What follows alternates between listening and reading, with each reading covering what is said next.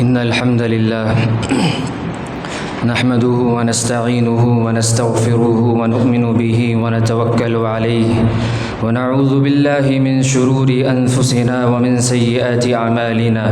من يهد الله فلا مضل له ومن يضلل فلا هادي له وأشهد أن لا إله إلا الله وحده لا شريك له وأشهد أن محمدا عبده ورسوله. أعوذ بالله السميع العليم من الشيطان الرجيم من همزه ونفخه ونفثه. بسم الله الرحمن الرحيم. يا أيها الذين آمنوا اتقوا الله حق تقاته ولا تموتن إلا وأنتم مسلمون. يا أيها الناس اتقوا ربكم الذي خلقكم من نفس واحدة وخلق منها زوجها وبث منهما رجالا كثيرا ونساء واتقوا الله الذي تساءلون به والأرحام إن الله كان عليكم رقيبا. يا أيها الذين آمنوا اتقوا الله وقولوا قولا سديدا يصلح لكم أعمالكم ويغفر لكم ذنوبكم ومن يطع الله ورسوله فقد فاز فوزا عظيما. أما بعد فإن خير الحديث كتاب الله وخير الهدي هدي محمد صلى الله عليه وسلم وشر الأمور محدثاتها وكل محدثة بدعة وكل بدعة ضلالة وكل ضلالة في النار. أعوذ بالله السميع العليم من الشيطان الرجيم. بسم الله الرحمن الرحيم. فاعلم أنه لا إله إلا الله واستغفر لذنبك وللمؤمنين والمؤمنات والله يعلم متقلبكم ومثواكم. محترم حاضرین جمعہ اور پردہ نشین خواتین اسلام، ہم نے ابھی آپ کے روبرو خطبہ مسنونہ کے بعد قرآن مجید کی ایک بڑی عظیم آیت تلاوت کی، جس میں اللہ رب العالمین نے اپنے پیارے نبی محمد الرسول اللہ صلی اللہ علیہ وسلم سے خطاب کرتے ہوئے فرمایا فَاعْلَمْ أَنَّهُ لَا إِلَهَ إِلَّا اللَّهُ. اے نبی آپ جان لیجئے کہ اللہ اس کے سوا کوئی معبود برحق نہیں، اور آپ اپنے لیے اور اپنی امت کے مرد اور عورتوں کے لیے استغفار کریں اور یقین رکھیں کہ اللہ تمہارے چلنے پھرنے کو اور تمہارے ٹھکانے کو بخوبی جانتا ہے. حاضرین گرامی، اس آیت میں اللہ رب العالمین نے امت محمدیہ سے خطاب کیا، امت محمدیہ کے حوالے ایک بڑا عظیم حکم دیا ہے، اور وہ حکم کلمہ طیبہ لا الہ الا اللہ کا سیکھنا ہے. کلمہ طیبہ لا الہ الا اللہ، یوں تو ہر مومن اپنی زبان سے اس کا اقرار کرتا ہے، ہر مومن کے دل میں اس کلمے پر ایمان ہے. ہماری زندگی کے شب و روز اسی کلمے کی تحقیق میں گزرتے ہیں، لیکن اس قرآن مجید کی اس آیت کی ابتدا میں اللہ رب العالمین نے جو لفظ اختیار کیا فعلم یہ ثبوت دیتا ہے، فعلم ہمیں یہ حکم دیتا ہے کہ ہم اس کلمہ طیبہ لا الہ الا اللہ اس کی حکمت کو جانیں، اس کی اہمیت کو جانیں، تعلیمی بنیادوں پر اس کلمے کا علم ہمارے پاس ہو، اس کے تقاضوں کو ہم جانیں، اس کے شروط کو ہم جانیں، اور اس کلمے کی برکتوں کو ہماری زندگی میں ہم حاصل کریں. آج کے اس خطبے میں ہم باذن اللہ تعالی اس کلمے کی فضیلت، اس کی اہمیت اور دنیاوی اور اخروی ثمرات ہماری زندگی میں اس کلمے سے کیا حاصل ہوتی ہیں وہ جاننے کی کوشش کریں گے. حضرات گرامی، یہ بات ہم سے دور نہیں، یہ بات سے ہم واقف ہیں کہ ہم ایام تشریق سے گزر رہے ہیں، اور ایام تشریق یہ ذکر اللہ کے ایام ہیں. پیارے نبی صلی اللہ علیہ وسلم نے صحیح مسلم کی حدیث میں فرمایا ایام تشریق ایام اکل و شرب و ذکر اللہ عز وجل. ایام تشریق یہ کھانے پینے اور اللہ کے ذکر کے ایام ہیں. اسی لیے آج کے خطبے میں افضل الذکر لا الہ الا اللہ کا انتخاب کیا گیا ہے. پیارے نبی صلی اللہ علیہ وسلم کی یہ حدیث ہے، سنن ترمذی کی یہ حدیث ہے کہ پیارے نبی صلی اللہ علیہ وسلم نے کلمہ طیبہ لا الہ الا اللہ کو افضل ذکر قرار دیا. حضرات گرامی، پیارے نبی صلی اللہ علیہ وسلم کی ایک اور حدیث جو اس کلمہ طیبہ کی اہمیت کو ہمارے سامنے واضح کرتی ہے، اس کی فضیلت کو ہمارے سامنے بیان کرتی ہے، یہ صحیح حدیث ہے. ابو ہریرہ رضی اللہ تعالی عنہ نے پیارے نبی صلی اللہ علیہ وسلم سے روایت فرمایا، اللہ کے نبی صلی اللہ علیہ وسلم کہتے ہیں الایمان بضع و سبعون شعبہ، ایمان کے کے 70 سے زیادہ شعبے ہیں۔ افضلها لا الہ الا اللہ، ایمان کا سب سے افضل شعبہ لا الہ الا اللہ ہے، اور کہا وَأَدْنَاهَا إِمَاتَةُ الْعَدَاءِ عَنِ الطَّرِيقِ، اور سب سے چھوٹا سا شعبہ، سب سے ادنا سا شعبہ اس ایمان کا یہ ہے کہ مومن چلتے پھرتے دوسروں کے اذى کو، دوسروں کے تکلیف کو دور کرے، اور فرمایا الحیاء شعبۃ من الایمان، اور حیا یہ ایمان کا جز ہے۔ معلوم ہوا کہ ایمان کا افضل شعبہ یہ قول لا الہ الا اللہ ہے، یہاں تک کہ پیارے نبی صلی اللہ علیہ وسلم نے یہ بھی فرمایا کہ لا الہ الا اللہ صرف اس امت کو نہیں دیا گیا ہے، بلکہ ساری امتوں کو جو پیدا کیا گیا وہ لا الہ الا اللہ پر ہے۔ سارے انبیاء علیہم السلام کے اس دنیا میں آنے کا مقصد اور مشن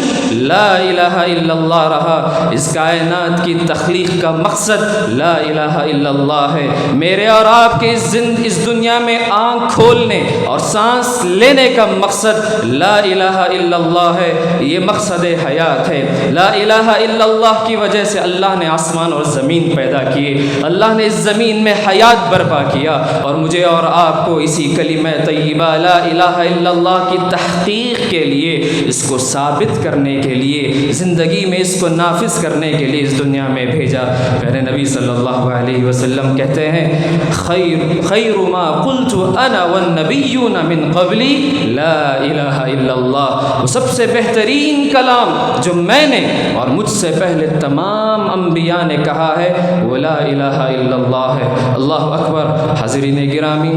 اس بات پر ذرا غور کریں کہ لا الہ الا اللہ کے کیا فوائد ہم کو آخرت میں ملتی ہیں۔ پیارے نبی صلی اللہ علیہ وسلم نے بڑے پیارے الفاظ میں، بڑے مختصر الفاظ میں کہا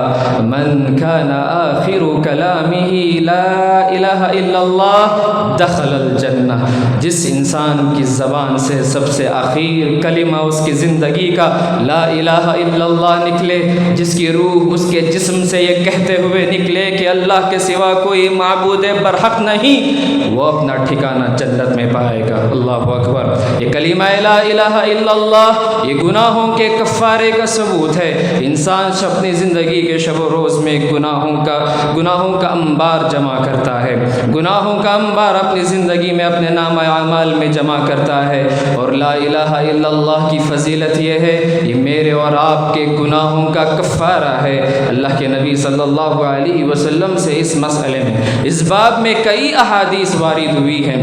اس میں سے ایک سب سے اہم حدیث قدسی ہے، جس میں خود اللہ رب العالمین نے اپنے بندوں سے خطاب کرتے ہوئے فرمایا یا ابن آدم لو اتیتنی بقراب الارض خطایا ثم لقیتنی وانت لا تشرک بی شیئا لاتیتک بقرابها مغفرہ۔ اللہ اکبر۔ اللہ اپنے بندے سے کہتا ہے کہ اے آدم کے بیٹے، تو قیامت کے روز مجھ سے اس شکل میں ملے کہ تو زمین اور آسمان کی وسعتوں کے مقدار اپنے کندھوں پر گناہوں کا بوجھ لے کر مجھ سے ملے، مگر اس حالت میں ملے کہ تو نے میرے ساتھ کسی کو شریک نہیں کیا، تو نے میری صفات میں کسی کو شریک نہیں کیا، تو نے میری الوہیت میں کسی کو شریک نہیں کیا، تو نے میری عبادت میں کسی کو شریک نہیں کیا، لا الہ الا اللہ کے تقاضوں کو تو نے پورا کیا۔ میں تجھ سے وعدہ کرتا ہوں کہ جس وسعتوں کے ساتھ تو اپنے گناہ سر پر ڈھو کر لائے گا، اسی وسعت کی مقدار میں تجھے مغفرت عطا کروں گا۔ اللہ اکبر۔ یہ گناہوں کا کفارہ لا الہ الا اللہ سے ہے۔ حضرات، یہاں تک کہ قیامت کے دن درجات بھی لا الہ الا اللہ ہی سے بلند ہوتے ہیں، بلکہ قیامت کے دن جہنم سے آزاد کر کے جنت میں داخلہ پانے والا وہ سب سے اخیر شخص جس کو صرف اور صرف اس بنا پر مغفرت دی جائے گی کہ اس کے دل میں رائی کے دانے کے برابر لا الہ الا اللہ پر ایمان ہوگا۔ یخرج من النار من قال لا الہ الا اللہ، پیارے نبی صلی اللہ علیہ وسلم کے الفاظ ہیں۔ حضرات گرامی، یہاں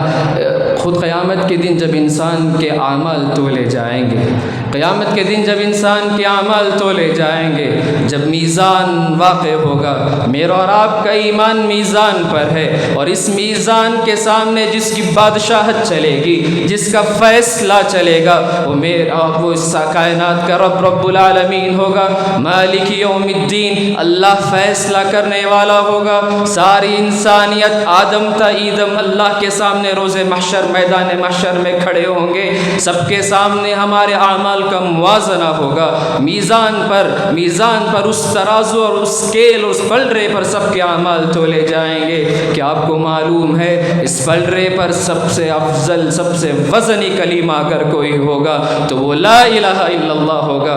ایک عظیم حدیث ہے جس کو ہم حدیث بطاقہ کے نام پر یاد کرتے ہیں، علمی حلقات میں اس حدیث کو حدیث بطاقہ کہا جاتا ہے۔ ابن ماجہ اور کئی سارے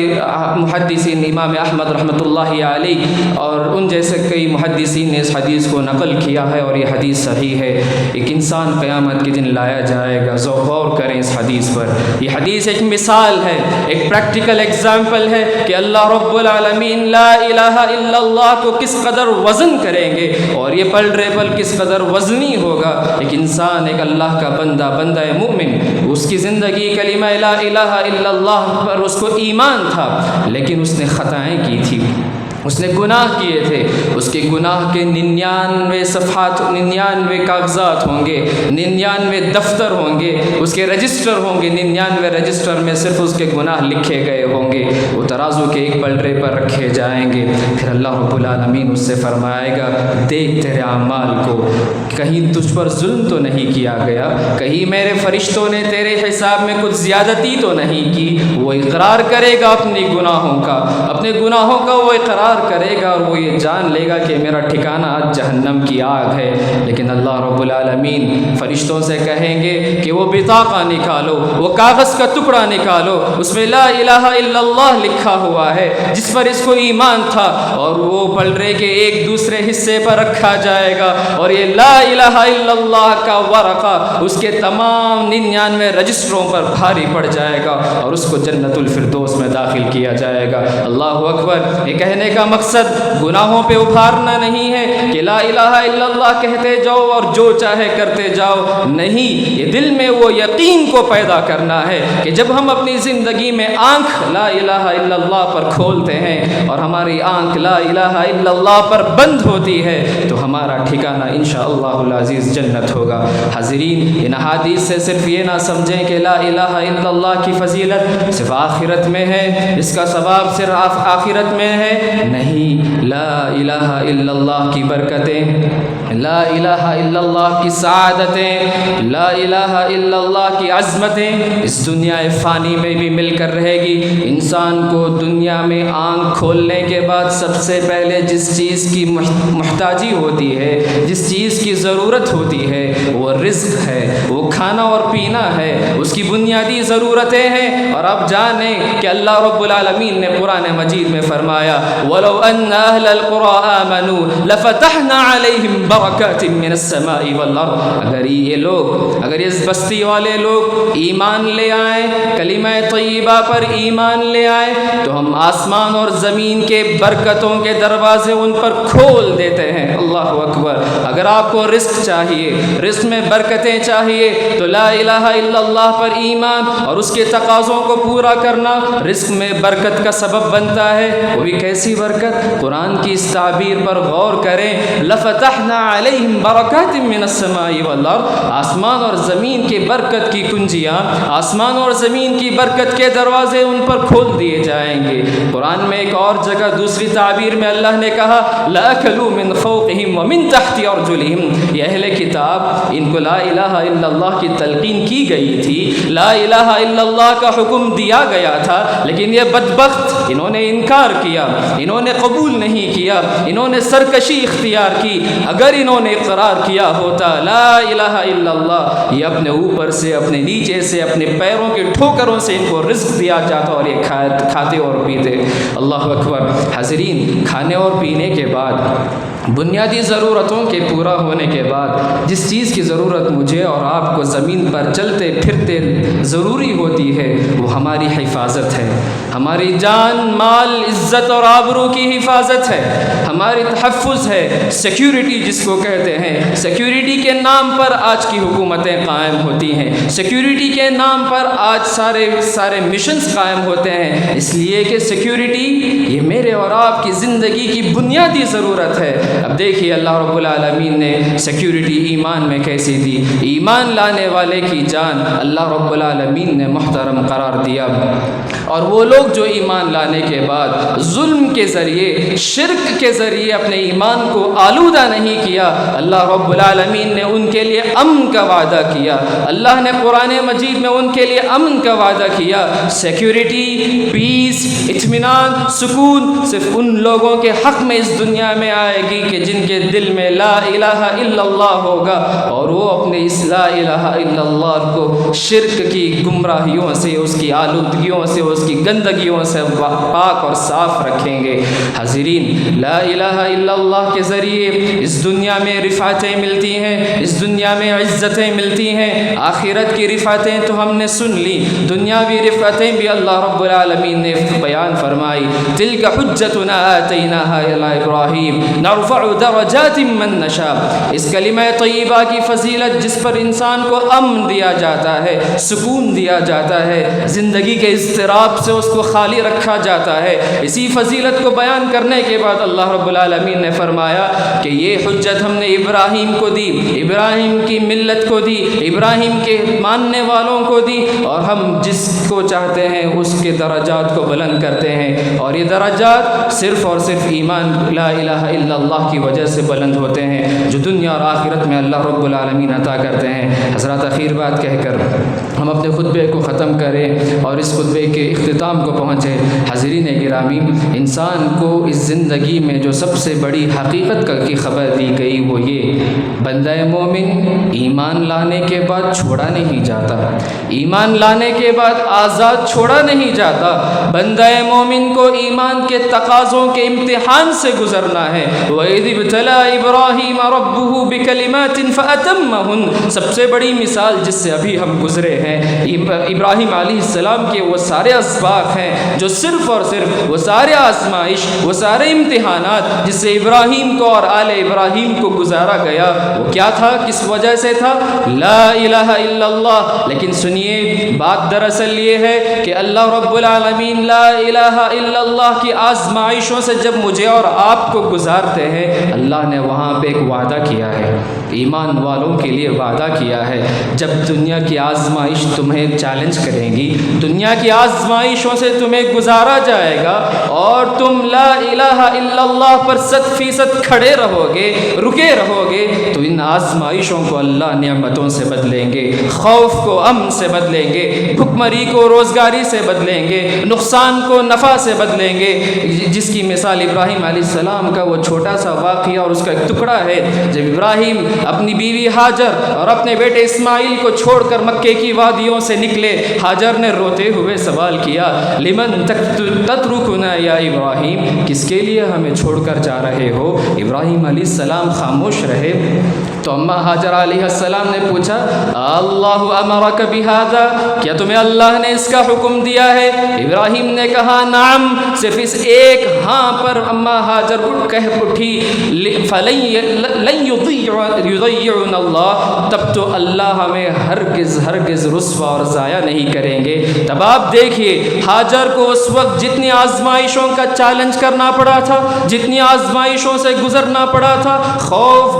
بھوک اور دوسری شکایتیں، سب کو اللہ رب العالمین نے اس کے ضد سے، اس کے اپوزٹ سے بدل دیا۔ اسی لیے اللہ نے قرآن میں کہا، وَلَنَبْلُوَنَّكُمْ بِشَيْءٍ مِّنَ الْخَوْفِ وَالْجُوعِ وَنَقْصٍ مِّنَ الْأَمْوَالِ وَالْأَنفُسِ وَالثَّمَرَاتِ وَبَشِّرِ الصَّابِرِينَ الَّذِينَ إِذَا أَصَابَتْهُم مُّصِيبَةٌ قَالُوا انا للہ وانا الیہ راجعون اولئک علیہم صلوات من ربہم ورحمہ واولئک هم المہتدون۔ ہم ضرور بضرور ایمان لانے والوں کو آزمائیں گے، خوف کے ذریعے، بھوک کے ذریعے، ان کے جان، ان کے مال، ان کی تجارتوں میں نقصان کر کے ذریعے، لیکن جو لوگ اس آزمائش کو پا کر یہ کہیں گے کہ یقیناً ہم اللہ کی طرف سے بھیجے گئے ہیں اور اسی اللہ کی طرف لوٹنے والے ہیں، ان آزمائشوں کے باوجود اللہ اپنی رحمتیں، اپنی سعادتیں ان پر نازل کریں گے، اور حقیقت میں یہی لوگ ہدایت یافتہ ہیں۔ انہی باتوں پر اپنے خطبے کو ہم ختم کرتے ہیں اور اللہ رب العالمین سے دعا کرتے ہیں کہ رب ہم کہنے والوں اور آپ سننے والوں کو کہنے اور سننے سے زیادہ عمل کی توفیق دے، اور ہم تمام کو کلمہ طیبہ لا الہ الا اللہ پر باقی رکھے، اور اسی پر اللہ رب العالمین ہمارا خاتمہ فرمائے، آمین یا رب العالمین۔ اور خطبے کو ختم کرنے سے پہلے ایک ضروری اعلان آپ تمام کی سماعتوں کے حوالے ہے۔ مسجد عبدالرحیم فیضی سے متصل ہمارا یہ عظیم مدرسہ اظہر العلوم، جو ہمارے اس علاقے کا عظیم مدرسہ ہے، خدمتیں کر رہا ہے سالوں اور برسوں سے، اس کی توسیع اور اس کی ایکسپینشن کا کام چل رہا ہے، آپ تمام کی آنکھوں کے سامنے ہے۔ پہلے مرحلے کی مولڈنگ مکمل ہو چکی ہے، دوسرے مرحلے پہ آگے بڑھ رہے ہیں۔ 130 طلباء کے یہاں پر رہنے کھانے پینے کا انتظام ہے، اور انتظام بھی ایسا جو صرف بیسک نیڈز کو پورا نہیں کرتا، ان بچوں کے جدید تقاضے، ان کی ضرورتیں اور ان کی راحتوں کا خیال رکھا گیا ہے۔ اب اس مدرسے کی توسیع کی ذمہ داری صرف مسجد اور مدرسے والوں کی نہیں، میرے اور آپ کی ہے، اس لیے کہ یہ مدرسے لا الہ الا اللہ کے قلعے ہیں، یہیں سے لا الہ الا اللہ کی تعلیم دی جاتی ہے۔ اگر آپ چاہتے ہیں کہ آپ لا الہ الا اللہ پر انویسٹ کریں، آپ کی آنے والی نسلیں لا الہ الا اللہ پر جئیں اور مریں، تو میرے اور آپ کی ذمہ داری ہے کہ ان مدرسوں کی ہم حفاظت کریں، ان مسجدوں کی، ان مرکزوں کی ہم حفاظت کریں، اس کی تعمیر میں حصہ لیں، اور اس کی خدمت ہم تادم حیات کرتے رہیں۔ یہ افضل صدقہ رہے گا، اور صدقے کی اہمیت بھی آپ جان لیں۔ صدقہ وہ اہمیت کا عمل ہے جس کی آرزو اور تمنا انسان مرتے وقت کرتا ہے۔ کچھ اعمال ایسے ہیں جس کی تمنا اور آرزو انسان روح جب حلق سے نکل رہی ہوتی ہے تو انسان کو اس کی تمنا ہوتی ہے، اور ان تمناؤں میں سے ایک تمنا یہ ہے فَأَصَّدَّقَ وَأَكُن مِّنَ الصَّالِحِينَ، اللہ میری روح جسم سے نکل رہی ہے، اگر تو مجھے تھوڑی مہلت دے دے تو میں صدقہ کر کے مروں گا۔ اللہ اکبر، وہ وقت آنے سے پہلے آج موقع ہے، صدقہ کرے۔ اللہ میرے اور آپ کے دینے کو قبول فرمائے، آمین۔ اقول قولی هذا واستغفر اللہ لی ولکم فاستغفروه انه هو الغفور الرحیم۔